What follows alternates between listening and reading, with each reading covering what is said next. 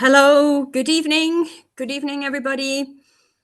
So, yeah, I know the light is not ideal, but for a presentation, it's not really important.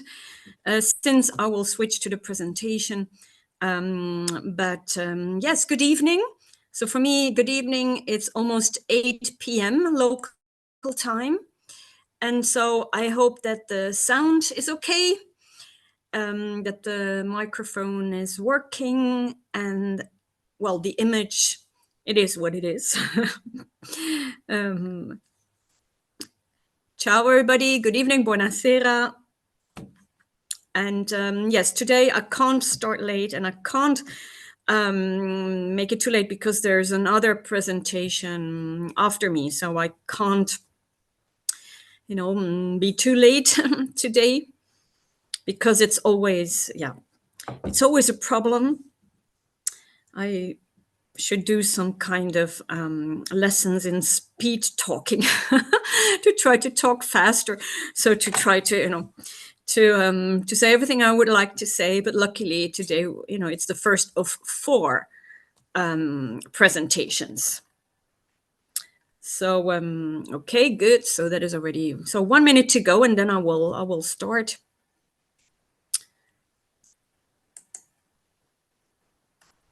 So just have to see, because I admitted everybody. So, okay. So everything should be okay. So 1 minute to go, and then I will start. Hope everybody started well. Started the new year well. So indeed, Happy New Year. I'm just waiting for 8 p.m. sharp to officially start. Okay. Yeah, with the light, it seems that everything is purple already, but that's just, I think, something of the light. Okay, well, then it's time. It's time. So let me just see, because I already shared some of the, perhaps I will have to do it again.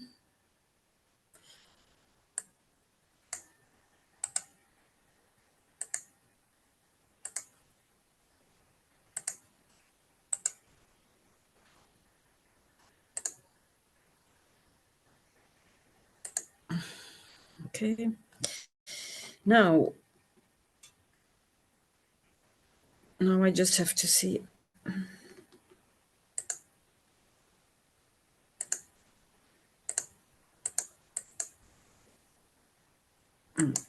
Okay. Okay. So I'm officially starting. So welcome, everybody. Welcome here to my home in Umbria in central Italy. I live on a hill, not very far from the town of Perugia. So I'm something like 50 kilometers away from the town of Assisi. It's a little hour driving from where I live. And so today on World Virtual Tours, I wish you also a very happy new year. May 2024 bring us a lot of, travels, and in person or also virtual travels. And yes, so this is the first of a series of 4. So lessons or presentations about Saint Francis and Assisi in particular. And I did a few tours, walking tours, live walking tours from the town of Assisi, but it's always, just some impressions. And also now I think in 4 presentations, I can't share everything, of course, but that World Virtual Tours is solely based on a donation. So if at the end of the tour you liked it and you further want to support me and World Virtual Tours, you are very welcome to do that. I shared the link in the chat. And then now I'm going to close the chat. And then, so at the end, I will, open the chat again. And so to have your questions. And I saw, some people have been in Assisi and somebody is coming to Assisi. That's already, very nice. I'm not mentioning any names because, this is also live on YouTube, and you will be able to see it again on the World Virtual Tours YouTube channel, where these presentations remain, on for a while. Now, let me first close the chat, and then I will share my presentation. Okay, so now the chat is closed, and now I have to share the presentation about Assisi. So where is it? And also the audio. Okay. So here we go. So this is the first of a series of 4 in the World Virtual Tours Free Academy.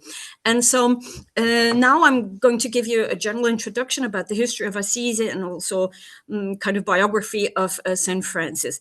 And then in the second part, so next week, I will be talking really in particular about the lower Basilica of St. Francis. And then in the third presentation, I will be talking only about the upper Basilica because, one presentation about the whole Basilica is impossible. I've tried it, but so no, I decided since I have this opportunity with the Free Academy, so we'll do the lower Basilica and the upper Basilica. And then, of course, we're going to talk also about the architecture and the art in particular. So not today. Today, I'm not into specific architecture or art. Or the paintings in the basilica. That will be for next week and the week after that. And then when you will have this whole introduction, when you will know everything, when you will be prepared, we're going to enter the basilica live. So it's on the 25th of January. I have a special permission from the papal basilica, because this is all property of the Pope, to do a live stream from the basilica. It's not easy to get this permission because, as a visitor, you're not even allowed to take photos inside. So if you try to take a photograph inside the basilica, immediately you will be reprimanded. I don't know if you pronounce it like that, but I know that it's a word. So anyway, so that will be, for the last lesson, and then you will be able, to enter already prepared. So, and then I can go into more specifics about the basilica. And so first of all, where are we? We are in Italy, of course. We're in central Italy. So on the left map, you can see Italy divided into 20 regions, the 20 regioni, a bit as your counties or a bit as your provinces, or, you have several every country has a different kind of, organization. And so in Italy, we have regioni. And so we are in Umbria, which is highlighted in red on the right-hand side. Umbria, we are in central Italy. And Umbria is also called the green heart of Italy, but also the land of saints. Because in Umbria, Umbria was not only the home region of St. Francis of Assisi and then also St. Clare of Assisi, but of many other saints. For example, St. Benedict, the founder of the Benedictine order. 2 important orders of the Benedictines first, and then, the Franciscans. So it's, I always say it's perhaps not a coincidence, because the landscape invites you to, meditate or to try to be in harmony with nature. And so the result is also some kind of gentle spirituality. The saints who come from other regions, like for example, from the desert or from in hospital regions like the Alps, they are completely different. So it's a completely different kind of spirituality. But that's my personal opinion. And so Umbria, that's one of my favorite slides. Really, Umbria is a very small region, but 70% of the region are hills and 30% are mountains. And that is, of course, important to know when you come to visit. There's not a lot of flat area around. In reality, the only flat area, the only larger plain is the plain below the town of Assisi. And Assisi is also a typical hilltop town, as many others. And this is Umbria, divided with the railways and with some highways. And then you can see the most important towns. So in this yellow area in the center, you see Assisi, and so its surroundings. And then you can see on the left, there's Perugia, the capital, of course, of Umbria. And then north of Assisi, there is Gubbio, the town of Gubbio, which I'm going to mention so that you know more or less where it is located. And this is another map of Umbria. I always think it's very important to know, also the surroundings. And so here you see Umbria more geographical, so you can see all hills and mountains and rivers. So the Tiber River, which is, of course, very famous from Rome. But let's go to Assisi. And so this is a picture taken from the valley. So when you are below Assisi, in the only valley, in the only plain in Umbria, this is what you look at. You immediately see this is a very strange type of layout. This is a very long town. So on the very left, you can see this huge structure. You see the basilica, so the St. Francis Church, and then all these walls with all these arches that sustain this whole structure. And then if you go towards the right, you can see one long and narrow town. And on top, more or less in the middle, you have the medieval fortress. So the town of Assisi is not in the valley, but it's not on top of a mountain. It's really built against a slope. And here is another picture. So here it's even more clear. You can see in the background there's a mountain. Now, from this picture, it seems very far away, but it's not. So this hill, kind of long hill crest, this kind of long extension is an extension from the mountain. So it's directly linked to the mountain. The mountain is the Monte Subasio. And so here you can see Assisi, but so you immediately see this huge structure. It's almost like a fortress. So in the foreground on the left of town, so you can see the bell tower of the church, but then you can see all these walls with these arches. And on the very limit, you can see it's almost like a fortress. So there are huge walls that have to sustain the whole structure. So as you can see, the basilica, so the St. Francis Basilica, that was built, they started to build it 2 years after St. Francis died. And I'm coming to the dates just in a second. But so they build it not in the center of town. You see, the center of town is much more to the right. So the town itself in the days of St. Francis, which was much more compact, was not as long as it is today. But so it was built really on the edge of the hill, as you can see. And then they added buildings and squares and facilities for the pilgrims around this church, and also the big monastery. And so they had to build it over this very steep slope. So that's why you have all these sustaining walls. But so on the very western edge, you could say, of the town, you have the whole structure of the basilica. And on the other side, you have this. So this is, seen from the other side. You can see the fortress that dominates the top, of that hill. So the medieval fortress. Now, in the days of St. Francis, the fortress, as you see it today, didn't exist. There was a much smaller structure, but that's perhaps not important for us for the moment. But so here we are looking towards the eastern part of town. In the background, you can see the valley, this large plain. So that's, as we said, the only plain. But in the days of St. Francis in the Middle Ages, and I'm talking about 800 years ago, you know that St. Francis died in 1226. So I have to mention a few dates. So St. Francis died in 1226. So in 3 years, we will have the 800th anniversary of his death. So, and all these celebrations of the 800th anniversary of the death of St. Francis have been kicked off now, last Christmas. So just a few days ago. With the 800th anniversary of the first nativity scene in 1223. So now we'll, every few months we will have big celebrations to remember something linked to the life of St. Francis, of course. But so we are talking, 800 years ago. And so 800 years ago, this side, so the eastern side, which is also the highest part of town, was the more, the center of town, not intended as the middle, but this was the most important part of the town. This is also where the nobility lived. This was where the cathedral was, so the bishop's church. It was in the higher part of town. And look, the next picture has a kind of red circle, and well, you cannot really see it well. It's always so difficult to find the right pictures or to find any pictures at all.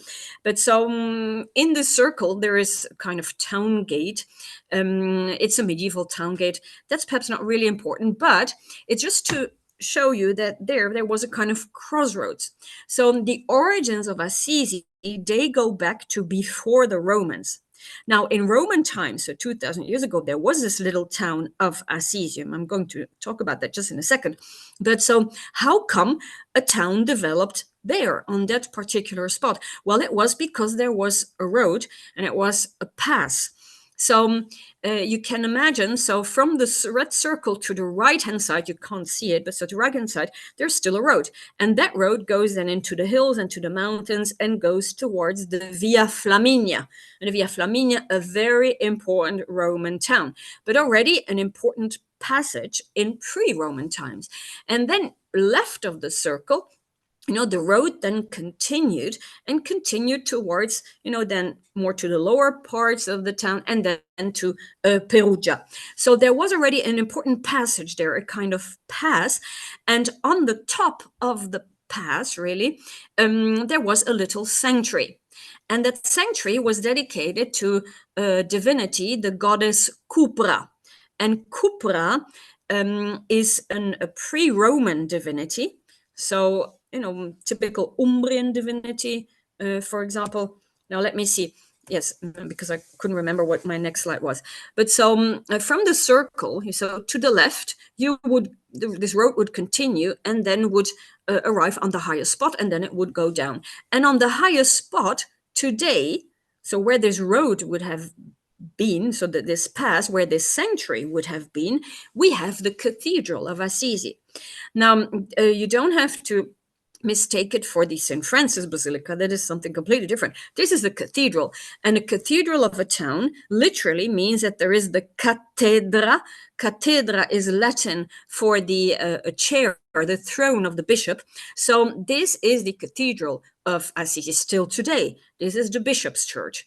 So it's not the largest church, and today it's not the most important church, because of course the St. Francis Church is much more important, but this is the cathedral. This is the official cathedral of town, and this was already the cathedral in the days of St. Francis. So St. Francis, he would recognize this facade. Now, I don't say they never changed anything, but so he would recognize this. This is a typical Romanesque facade of this area. And so he would recognize that. And just look at the bell tower for a second, because I'm going to talk about that. But so this Romanesque church has a lot of sculptures. I mean, probably also part has been lost, but there's a lot of sculptures. For example, here at the main entrance, you can see two very ancient lions that St. Francis must have seen. So that's, of course, always interesting when you walk around and you say, oh, St. Francis saw these as well. And so you see the lion on the left, he's eating a person. The lion on the right, he's like protecting a sheep. So here you have two aspects of the church: the power of the church, a kind of terrible power, but also a protecting power, just as a mother. Now, I don't want to go into the Romanesque sculptures, but just, the language of the artists or the sculptors or the painters, in the days of St. Francis and also before St. Francis, they expressed a completely different spirituality of what is coming then with St. Francis and his new ideas. And, we're going to talk about the art from next week on, but no, I'm already mentioning it. So this is another view from the cathedral.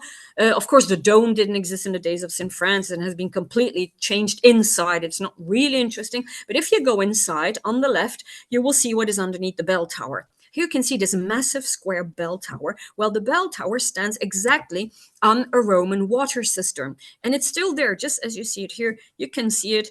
You enter the church, you look to the left, and that's what you see. So this is part of the Roman water supply system. So the Romans, so I told you there was first a kind of sanctuary on that pass, but it really developed, of course, during Roman times, when the roads became more important, when there was also a whole organization with the roads, and that's the origin of the real town of Assisi. So as an organized town. And so the Romans, they had a whole water supply system. They built aqueduct from the mountain. And so through that black hole that you see, the water would fill this water cistern. And then underneath that kind of balcony, you can't see it, but there are other holes then to distribute the water through pipes, to the lower parts of the town. And so that is one of the Roman remains. This is a map of the cathedral. I tell you, it's very interesting. Almost nobody goes there. Of course, everybody visits the St. Francis Basilica, which is, of course, that's the purpose of the trip most of the time. But if you have time, also, have a look at the cathedral. So the interior is not, I don't even have a slide. It's not really interesting. I mean, I don't think the bishop would be very happy if he heard me, but it's especially what is underneath the cathedral, which is very interesting. So here you have all drawings. So I don't want to go into much details, but so you see, for example, this rectangular structure on the top, in the middle of your screen in the top. So that is this water cistern. So the bell tower is built exactly on that, on those Roman walls.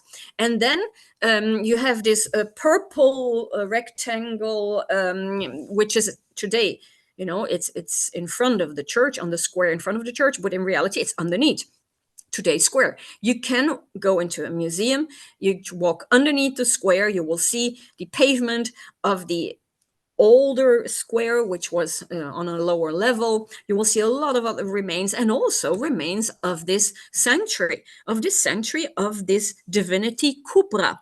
Cupra then was identified with Venus, but not the erotic Venus, but more the Venus as a mother. And so this cupra was then also translated in Latin as bona mater, so the good mother.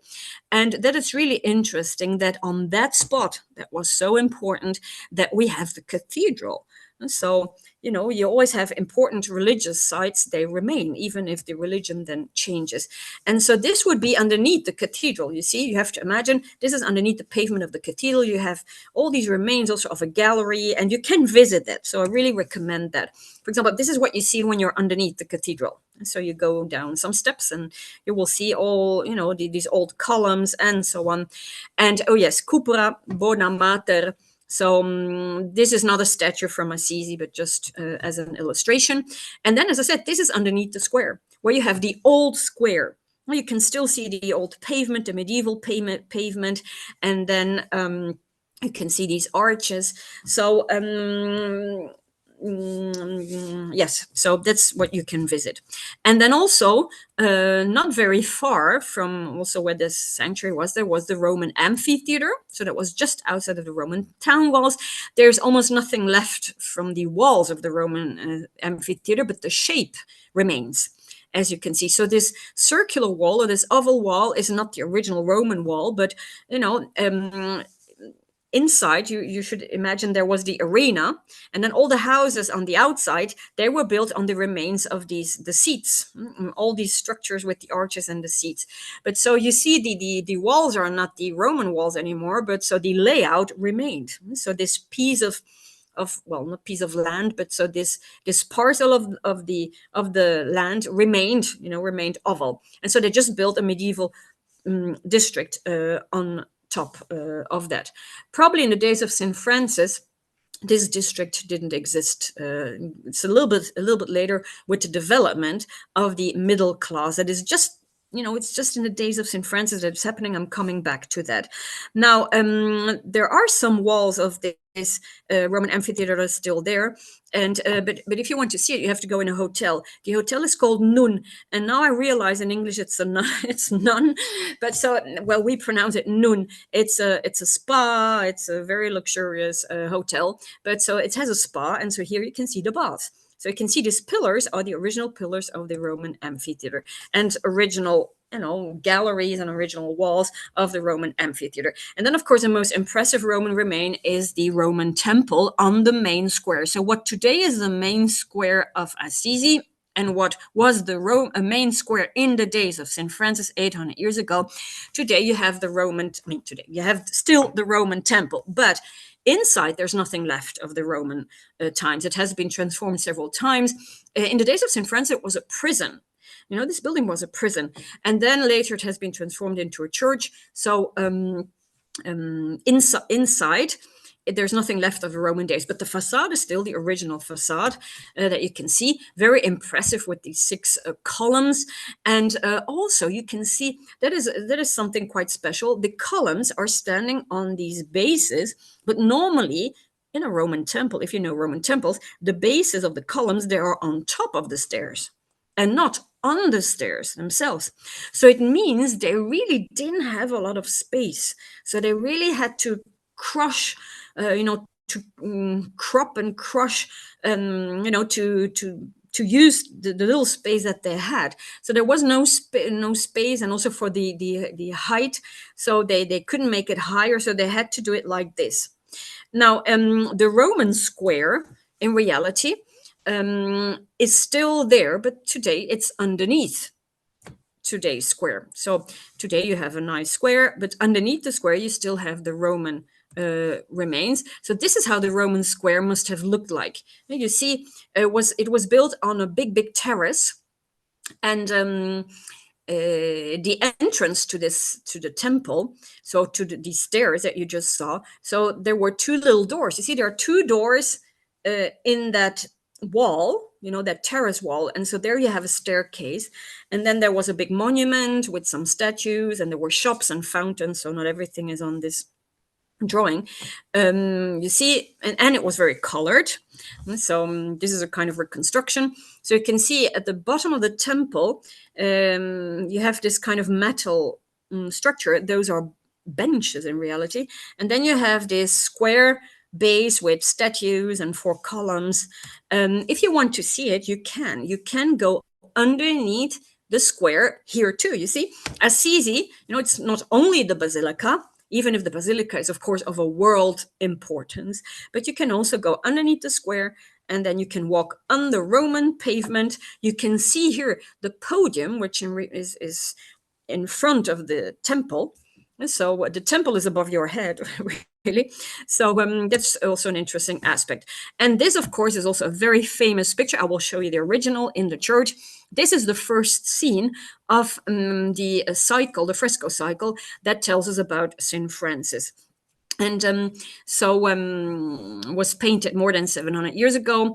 And here you can see St. Francis. You can recognize him because of the halo. And he walks on the square of Assisi. And you can see that it was a prison. So if you look at the temple, you can see that it was a prison. The triangle there with this kind of window, that's must have been a kind of fantasy, and also the building on the right hand side. But on the left of the temple, you can see a tower, and that is today's bell tower, which was not finished. You can see the upper floor here of the bell tower. You see these two round arches, and this is the real bell tower. So you can see, the upper floor hadn't been built, and it's exactly so. We know that the upper part was built in the beginning of the 14th century. It was not finished when, they painted this scene in the basilica. Now, what is painted? The story that will come, in another lesson. But so from, first a kind of pass, so a mountain, or a hill pass, an important passage with a divinity, with certain structures around it, we get to a Roman town. So not a huge town, but an organized town with town walls, with town gates, with various temples. And so here you can see it's just fantasy reconstruction. But so the blue part, that is the most ancient part. So that's also the upper part on the right-hand side. So that's more the ancient part where the Roman structures are concentrated. And in the Middle Ages, so after the end of the Roman Empire, what happens is what happens in many towns. So the whole Roman administration is gone. Also, the maintenance of aqueducts, of all kinds of infrastructures is not done anymore. And so there you will see that the power goes to the nobility, so the people who have land. So the people who have land, and so you have to imagine Assisi, so in the upper part, in the blue part, will become like you could say a big castle. So not you don't have to imagine a castle like a building, but I mean like a fortified area where you will have the residencies of the important families and the cathedral, because often, the bishops were like the only real stable authorities. And they were from the important families, so in the early Middle Ages, it's difficult to find just a poor man that will become a bishop. It's almost impossible, because you needed to be able to read and to write and so. So the cathedral, the bishops, the nobility, they will be in the upper part of town where it's more safe. And here the reddish part that you can see, of course, here we also see the Basilica of St. Francis, which was built later on. But so the red part, which is also lower, and that was more where the craftspeople, so the people, in order to function in the castles, so the nobility, they needed a lot of not only servants that would live there, but also, they needed blacksmiths and they needed potters and so on. And so they were then concentrated over there. And so it's in this kind of society that St. Francis is born. And so that the medieval aspect of the town is very well preserved. We know that, so in the days of St. Francis, 800 years ago, the town was already built in stone. Stone was much cheaper than wood. You have to know that the Romans, centuries earlier, they had deforested the whole area. And so due to erosion, nothing much was growing there. So, wood was much more expensive than stone, because stone was all over the place. So this whole rocky area and the mountain in the background, the quarries. Now, I can't go back to the first slide, but so on the first slide, you could have seen the quarries. So they are just around the corner. And it's very good quality building stone, the pink and white local limestone. And so St. Francis, San Francesco in Italian. So he was born in 1181 or 82. We don't really know, but we know when he died. We know he died in 1226, and he was 44 years old when he died. So we don't know exactly, the year where he was born. It must have been 81 or 82. And his official name was Giovanni di Pietro di Bernardone. So Pietro di Bernardone was his father. And, Francis had been baptized Giovanni. So that was his real name. But already in a very early stage, we know that everybody started to call him Francesco. Now, it's not really clear if his father started to do that or if it was like a general thing. But we know that, already as a very young boy, he is called by everybody Francesco. He's nicknamed Francesco, which means the little French. We know that the father of St. Francis, he was always away to France on business trips because he was specialized in French textile. And the mother of St. Francis could also speak French because it's not really clear one of her parents or grandparents were from France. The whole family could speak French. And the young St. Francis was a very lively young man. Now, he was born, first of all, he was born here in this little street, or at least that's where the shop of his father was located. That is something that we're pretty sure of. And so we can really think that he was born or that he lived, that he grew up in the apartment above the shop. I can't prove you that scientifically, but, let's just assume that he was born there. But in that street, so see on the left picture, you can see there's a kind of street that going downhill. Of course, now it has been completely modernized. It has been covered with this brick structure. But so this was a street in open air. And on the right-hand side, if you go down that street, on the right-hand side, there is a room, and that was the shop of the father. So the kind of warehouse and shop. So the father was specialized in French textile, but he wouldn't sell it only in his shop, but he was like the distributor of the import of that textile for the whole area. So he was very wealthy, he was very known, he was very well respected, but he was not from the nobility. He was from the high middle class. But in those days, in the days of St. Francis 800 years ago, the middle class was really on the rise. So, they were really starting to become very important. They wanted their rights. They organized. So that's a new kind of world, a new kind of society in the towns. That's the start of the big development of the towns. Not only the small Assisi, but think of Florence and Siena and so on. Big towns, small towns. So that's a completely new society, a new era for the towns. And it's in that society that St. Francis grows up. So, he was a child of his time in reality. And so he grows up in this merchant family. And on the right-hand side, you can see there is like a wooden door in the wall. There is a staircase. Today it has been transformed a little bit, but this on the right-hand side, it's a reconstruction of the original. And on the left, it's a painting from the 15th century by Benozzo Gozzoli.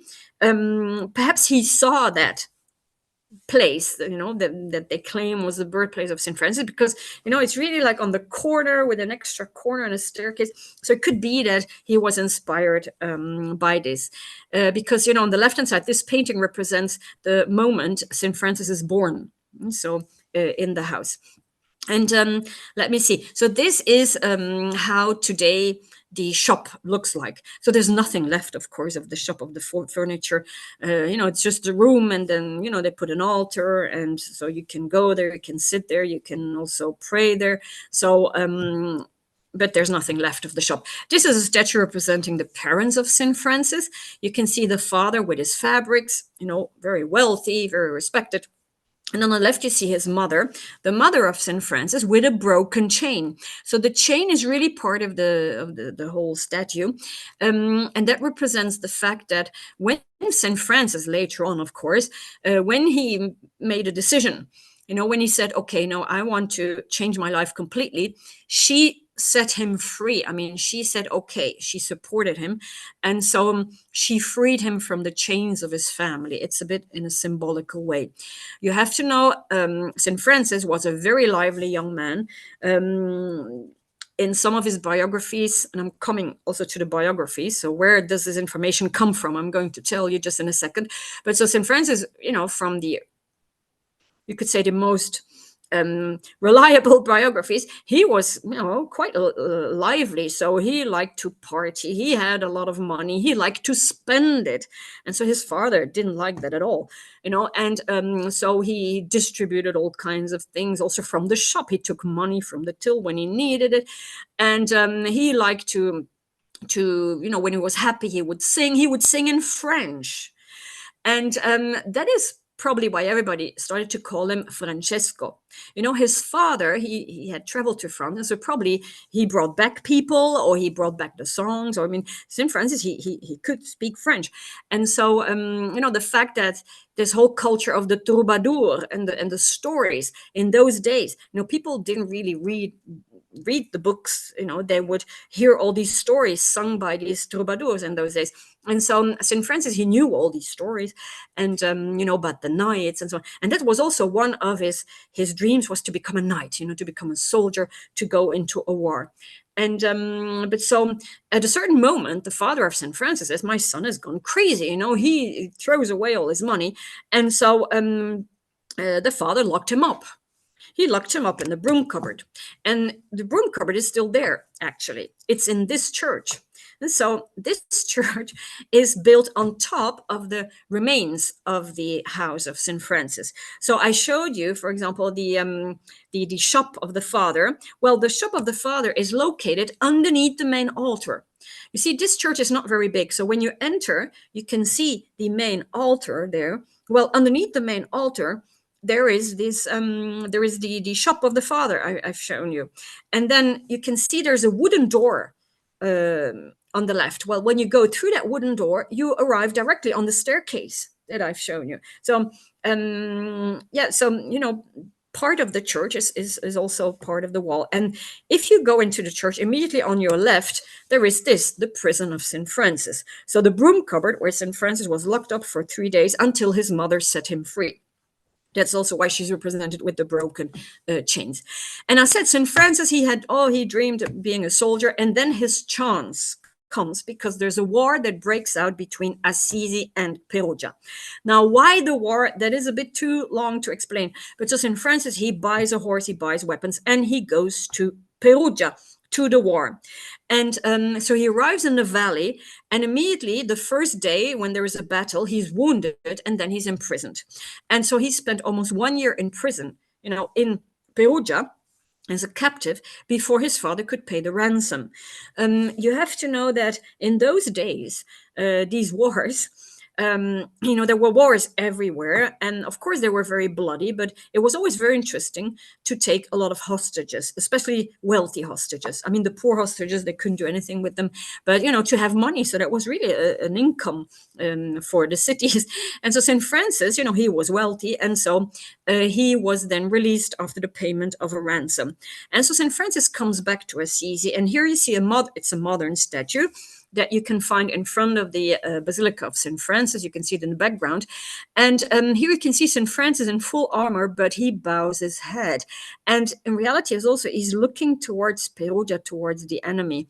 So, during his captivity, he had time to think, and he thought, okay, now, this is nothing for me, war. And so peace will become really a very important theme, in his later life. And how do we know about his life? So that, I think we need a presentation only about the sources. But you have to know, so St. Francis, he died in 1226. And 2 years later, he was already canonized. So Pope Gregory IX, he really pushed his canonization. He really hurried up. And then, even less than 2 years after St. Francis died, the Pope came to Assisi, and he did the ceremony of the canonization, and he put the first stone for the building of the St. Francis Basilica. And he asked this is just a statue representing him. He asked Tommaso da Celano, who was a Franciscan, really from, almost like the first hour. So he was a companion of St. Francis. He knew him very well. So, and also he could write properly. He knew Latin and so on. And so the Pope says, Tommaso, you have to write a biography. You have to write about the life of St. Francis. So you write, his life, everything you know about him. So, a biography. And so Tommaso da Celano, he started to make this biography. And the Pope read the biography, and he acknowledged, he acknowledged the biography, and he said, okay, this is great.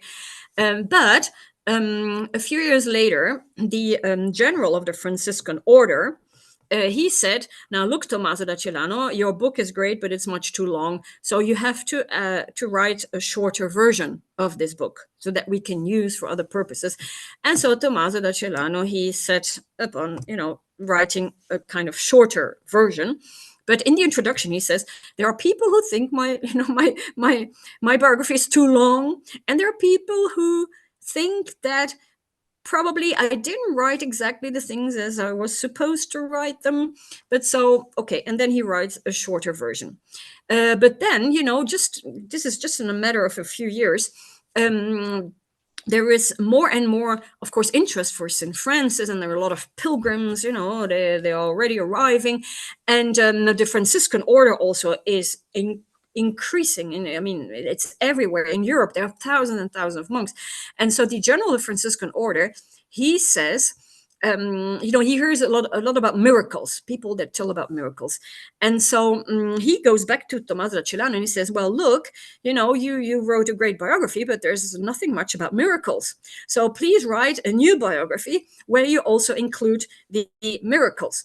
And in order to know exactly, what miracles we're talking about, we're going to write a letter. And so this, the general of the Franciscan order, he wrote letters to all the monasteries, and he said, everybody who knows a story about St. Francis, who knows about a miracle, who knows, who knew him personally, who has something important to tell. So please, tell us.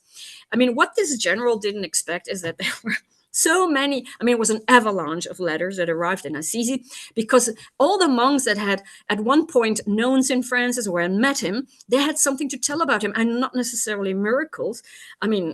Not many really, but so a lot of their stories. And so there's a whole new material available. And so Tommaso da Celano, he has to write a new biography. So that will be the Seconda Vita. So the Prima Vita was the first. And then there's the short version. Then there's the Seconda Vita.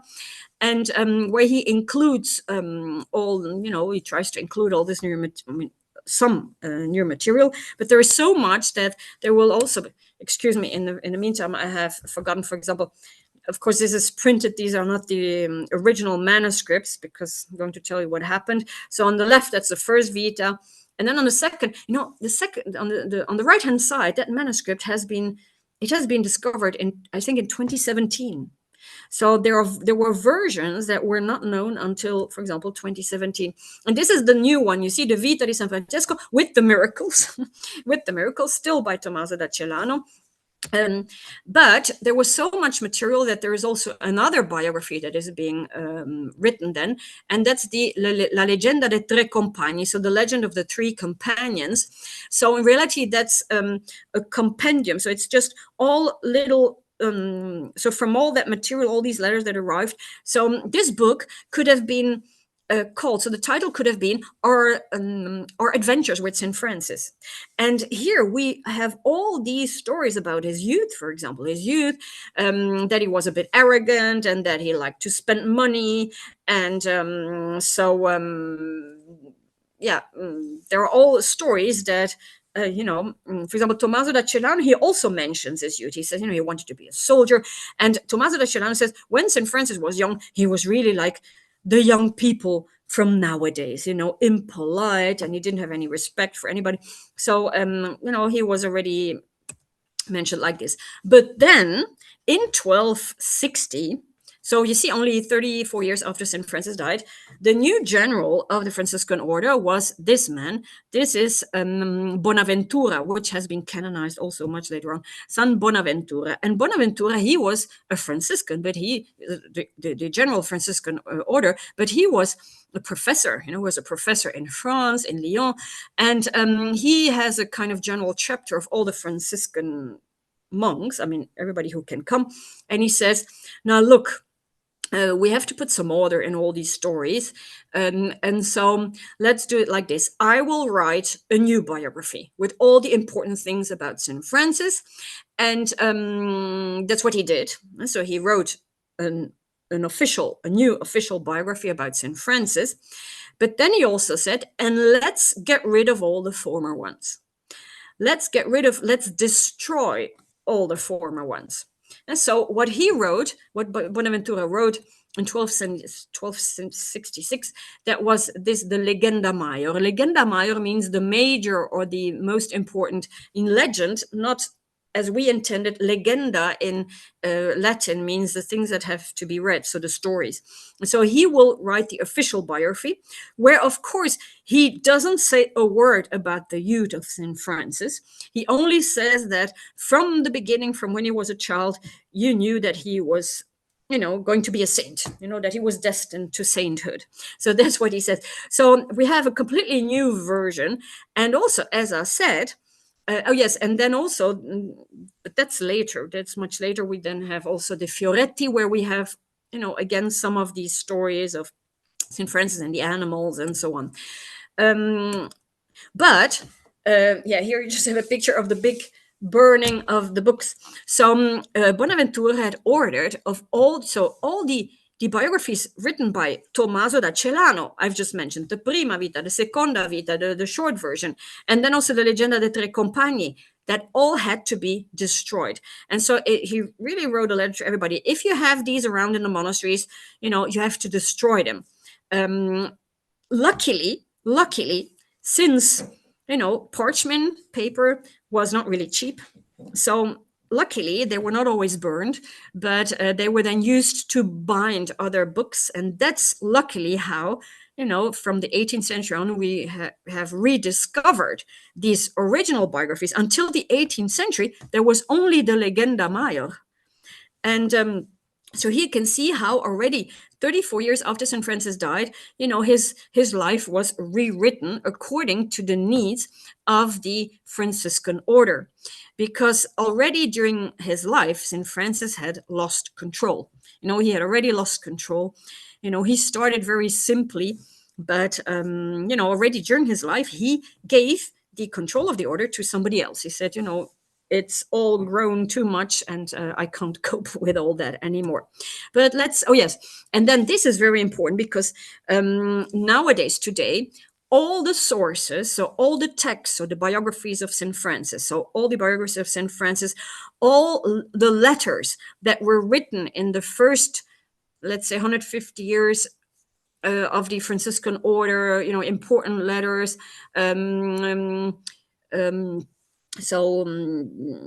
also the life of St. Clare. All important documents, they are now bundled here. The Fonti Francescane, so the Franciscan sources. You can find them online. So, for example, here on this website, but it's in Italian. I don't know if you but so if you just try to find Fonti Francescane, so Franciscan sources, really. So there you will find them all. And so you can really look them up, all the letters and correspondence and so on, also Bonaventura and so on.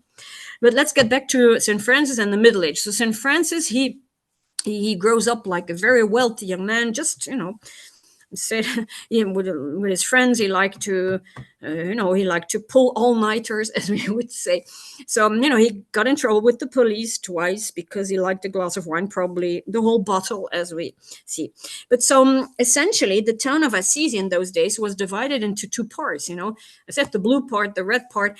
I say blue and red because still today they are called like that. We have the upper part, which is the blue one, and the lower part, which is the red one. And that's why the flag of Assisi is red and blue. So it's half red and half blue, the two parts together. And so this is the official seraphic town, the official coat of arms.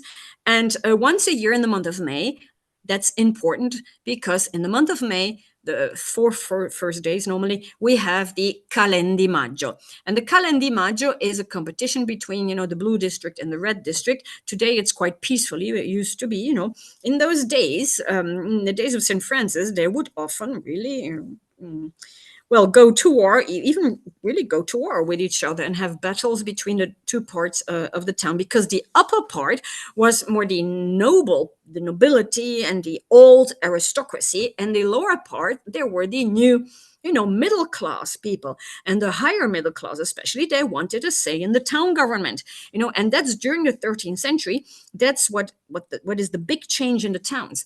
The nobility is going to lose the power in the town, and so we will have public councils. So in the councils, we'll have the representation of the middle class, and not necessarily the nobility anymore. So a completely new political situation. And so once a year in Assisi, they remember that with the Calendi Maggio. So we have the red part, it's the Magnifica parte di sotto, so the lower part of town. And you see before the competition, all the representation of the red ones, they go to the St. Francis Basilica and they are blessed, and get a blessing, and then they can go into the competition. And the competition is to reenact the Middle Ages. It's very nice because it's 4 days, and then you can walk also in the streets and you see all the people dressed up in costumes, and in reality, it's like a play. They are representing a medieval scene, and there's a jury that has to assess it. And then on the main square of Assisi with the Roman temple is neutral. You have, every afternoon and every evening, you have all kinds of representations and music and dance. In the evening also, it's always very impressive, you see, with all kinds of events, reenactments. This is, of course, if they have one, I think. And the blue ones, the upper part, the nobilissima parte di sopra, the very noble upper part. So here, I couldn't find a lot of them. Okay. So once a year in the month of May, you have this reenactment of the Middle Ages, and to try to, because that was very important. As we say, we had this kind of rivalry between these two different parts that went back to the times when you have the beginning of the middle class and the nobility. But with this reenactment, they also, they try to revive, the free spirit of the youth, and then spring, especially. The month of May was extremely important. You can see that on representations of the seasons or the months of the year. The month of May, spring, of course, everything wakes up. Also, feelings wake up, and that's also then when the soldiers, they went back to war. So because during the winter they would stay at home. Now, St. Francis, let's go back to St. Francis. St. Francis, so a lively young man, he doesn't have a care in the world. One day he goes for a walk in the countryside, and he comes here, this little church. This is the church of San Damiano. It's located outside of the town walls. So his father, the father of St. Francis, had a bit of land there in that area. So it's really logical that, he would pass there in front of that church. Now, in reality, the church in the days of St. Francis was only half of this building that you can see in front of you. You can see this round window. And then if you look carefully, you can see that there's a kind of a middle line. So only the left half was the church. Look at the roof. So you can still see the shape of the original. It was a small, small church. And then later on, they built all kinds of structures around it. But so St. Francis, he goes into the church of San Damiano. And here, it's part of the ancient church that is still there. And he sees this crucifix. This is the famous crucifix of San Damiano. And the crucifix talks, so he hears a voice, and the voice seems to come from the crucifix. And the voice says, Francis, go and rebuild my church because it's collapsing. And St. Francis took it literally because, this church really needed some repair done. But then he understood, maybe I don't have to rebuild buildings, I have to rebuild the church with a big C. Because just as in the towns, there was this completely new times, in Rome, the official church had a terrible crisis. It was a terribly chaotic time. In those days, so when St. Francis starts, as a young man, there is Pope Innocentius III, a very important pope. And Pope Innocentius III, he did a lot. So he started crusade, not only in the Holy Land, but also to France, to combat the heresies, because there were so many protest movements in those days against the Pope. You see, it's a new time, a new society in the towns. And of course, the people, it's not only that they protest against the nobility, but, they can also protest against the church. So, and St. Francis, he got this kind of message, this kind of calling. Now, a lot of people, they always ask me, did the crucifix really talk? This is a story that, of course, tells us that St. Francis had a kind of inspiration wherever it came from. But so St. Francis, he says, I have to rebuild the church. Now, when you have to rebuild something, where do you start? Well, you start from the foundation. You have to start from the basics. And so that would have been the motto of St. Francis, back to basics. And so St. Francis, he said, what is the basis? What is the beginning of the church? Well, it's Jesus Christ. So he said, we have to go back to Jesus Christ. That will be his, his motto all along. So Jesus Christ and the gospel and everything that is around it, that was invented later on. So, he says, no, we have to go back to the simplicity and to the people, to the people. And so, in Rome, for example, it was very chaotic. In those days, many popes, they didn't live in Rome anymore. It was much too dangerous. You had the different families, the cardinals that were fighting each other, the French against the Italians. And then also, little by little, there was a kind of Republican Party.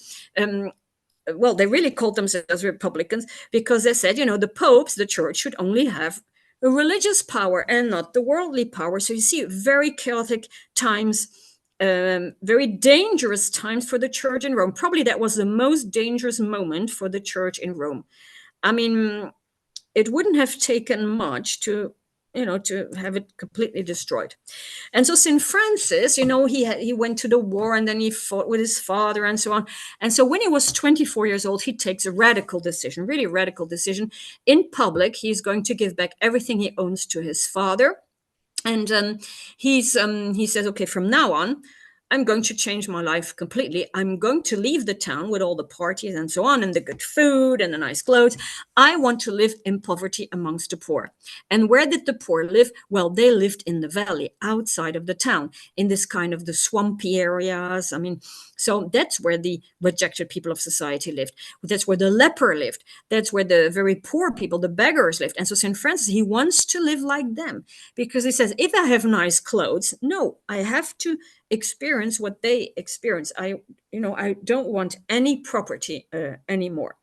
And so St. Francis, of course, it was quite a radical decision. And so he did that publicly here. So this is another church, but perhaps this is the Santa Maria Maggiore, but perhaps I should, because there is actually a sanctuary. So today that's where the bishop lives, in that building on the right-hand side.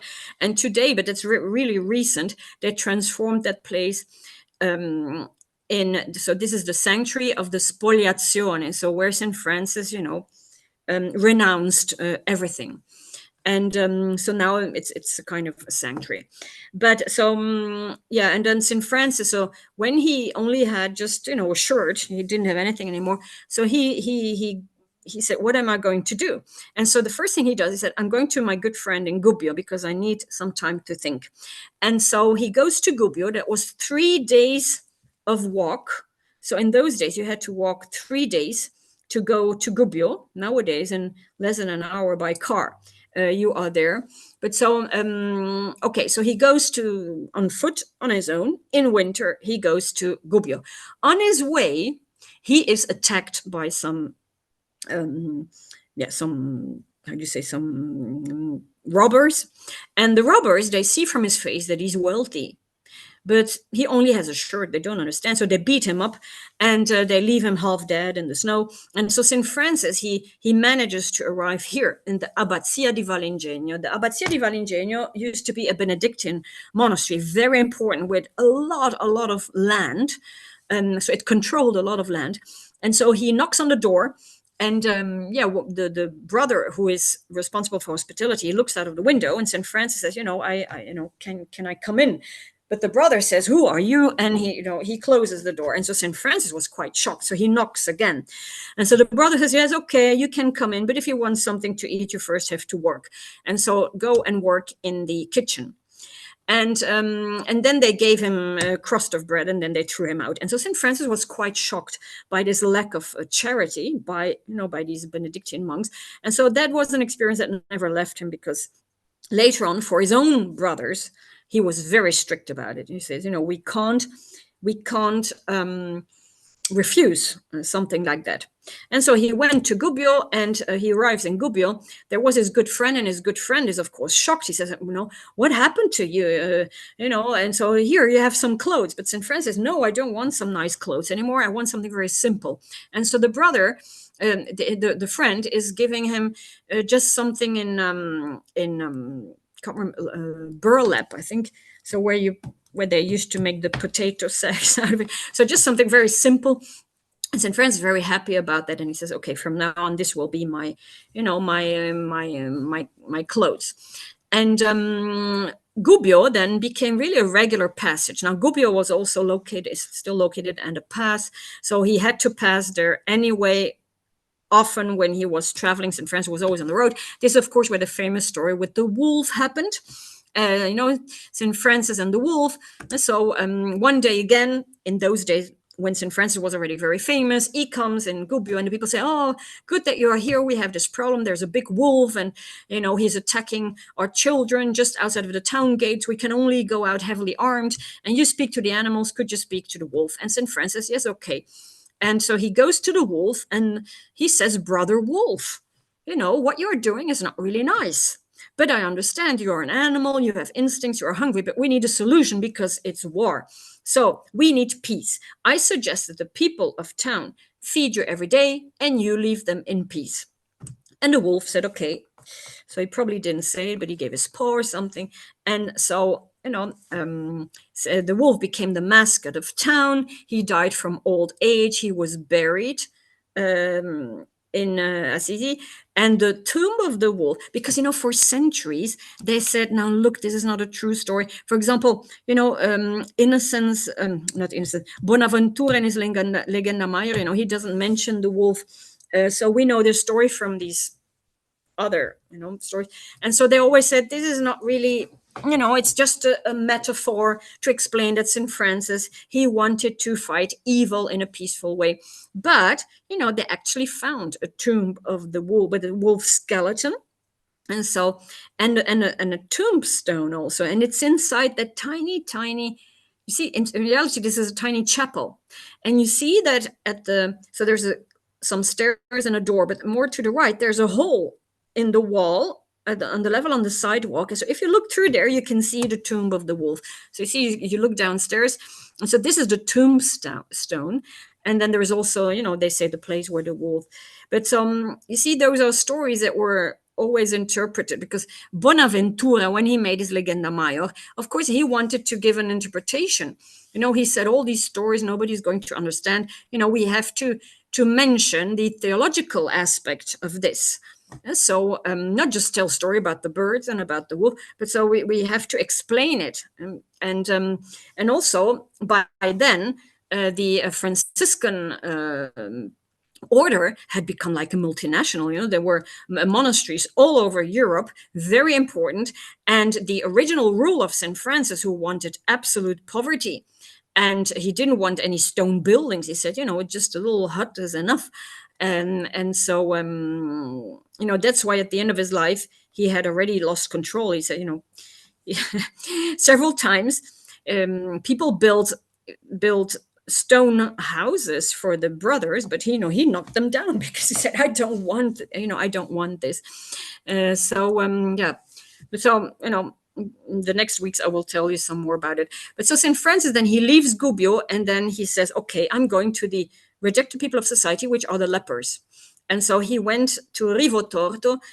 Today there is this church and this monastery. In those days there was just a little structure. Look, it's like a stable for a donkey. So, and if you want to see it, you have to go in that church. You see, this is the church of Rivotorto. And there's a statue, St. Francis taking care of the lepers. So he really wanted to be the lowest of the lowest. And that's where he also gets his first companions.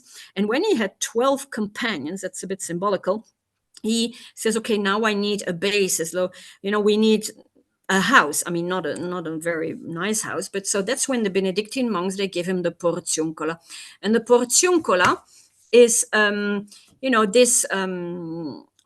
this church that you see in front of me, the little chapel. Of course, you have to forget about the painting. You have to forget about that little tower. Nowadays, it's located inside a church. You see, but if you look at the side, this was a little chapel that already existed in the days of St. Francis. It has been redone a little bit, but so it was in open air. And later, they built a church on top of it, a huge church. But this is inside the portiuncola. The paintings are also from a later date. But so St. Francis, he built a little hut, but just with some earth, with some clay, and with some twigs. That's how he built a little hut. So the first house of the Franciscans, of this first community. And so that is where everything started. And nowadays you have this huge church that was built on top of it. And inside this church, you also have this little chapel. So there's another little chapel inside. And that's the chapel that was built on the place where St. Francis died. He died in 1226, on the night of the 3rd to the 4th of October. And this is one of the most ancient representations of St. Francis, where he was probably still alive, because there's no halo, and it's just, so there's written Frate Franciscus and not Son Franciscus. So it must have been, probably while he was still alive. And then there is this companion, St. Clare, but unfortunately time is running and I can't talk about her. I will try to talk about her next week. We'll see a representation of St. Clare. This is the St. Clare's church. St. Clare, from a noble family. She lived at the same time of St. Francis. These are letters. So we have two handwritten documents by St. Francis. And so the experts, they say, in reality, he couldn't write very well. Also, his Latin and his Italian was not really very good. But so, and here we have the St. Francis Church that was built. They started to build it 2 years after St. Francis died. And that's where I'm going to start then next week. I will try to include St. Clare. And then, we will still have to talk a lot about St. Francis. But you see, in an hour, I just managed to give you a little bit of information. Here, the huge structure of the St. Francis Basilica. And so, oh my goodness, yes. And then I'm going to open the chat. We'll have just a few minutes because there's a colleague just now behind me. After me. Not behind me, after me. So let me open the chat. And where is it? Yeah, now I opened the chat. And so also, this is World Virtual Tour. So it's only based on donations. So I put the links in the beginning. I hope you could hear this fast, because I talk quite fast.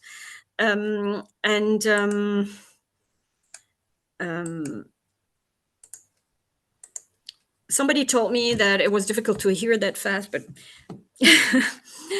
so let me see, where are we? But so no, next week I will be back. Then we'll talk more about also the spirituality of Saint Francis. So what he preached actually, and how that influenced the arts. So yes, here there are the links also to the page on World Virtual Tours. And I think it's so for the people who go and visit Assisi, it's always interesting to to have some information beforehand. Let me see. The recording is on the YouTube channel of World Virtual Tour. So you go on YouTube and you look for World Virtual Tours channel, or you go on the website of World Virtual Tours, and then you can find the recording. And the tomb of the wolf was found in Gubbio in the 19th century. And there was a veterinarian who said, okay, this is a skeleton of a wolf. This is not a skeleton of a dog. But then it was like a bit hidden, nobody wanted to talk about it. And it's only quite recently that, he has been rehabilitated or reestablished. And okay, good. I don't know. Yeah. So I have to stop, unfortunately. So otherwise, write your questions down, and I can take them perhaps next week a little bit earlier in the beginning. So that would be an idea that I start a little bit earlier next week. So, okay, thank you very much for joining me. Thank you also very much for all your support. That's what keeps us going. And yeah, hope to see you. From Monday, I will start also another series on the Free Academy about a painting. So just one painting. So not a paint, but one painting. So we're going just to talk about one painting in every episode. Okay, thank you very much again. Yeah, hope to see you again. Thank you very much. Bye, everybody. Bye-bye.